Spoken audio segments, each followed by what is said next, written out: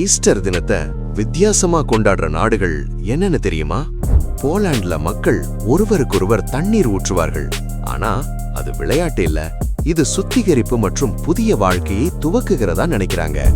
United ஸ்டேட்ஸ்ல குழந்தைகள் தோட்டத்தில் மறைத்து வைக்கப்பட்ட முட்டைகளை தேடுவார்கள்.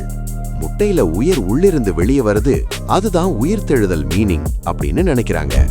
ஜெர்மனில மக்கள் பெரிய தீ ஏற்றுவார்கள். இருள் போகுது, ஒளி வருது, பாவம் போகுது, புதிய வாழ்க்கை வருது அப்படின்னு நம்புறாங்க. பிலிப்பைன்ஸ்ல சிலர் உண்மையாகவே சிலுவை அனுபவத்தை பெற்று துன்பத்தை அனுபவிக்கிறாங்க. இயேசு துன்பத்தை உணரணும், அவருடைய தியாகத்தை மறக்காமல் இருக்கணும்னு அப்படி செய்றாங்க. இந்தியால church service, special food and குடும்ப சந்திப்பு செய்றாங்க. ஒவ்வொரு நாடும் வித்தியாசமாக கொண்டாடினாலும் அர்த்தம் ஒன்றுதான். சிலுவை மரணம் முடிவில்லை, இயேசுவின் உயிர்த்தெழுதல் தான் நம் வாழ்வின் தொடக்கம்.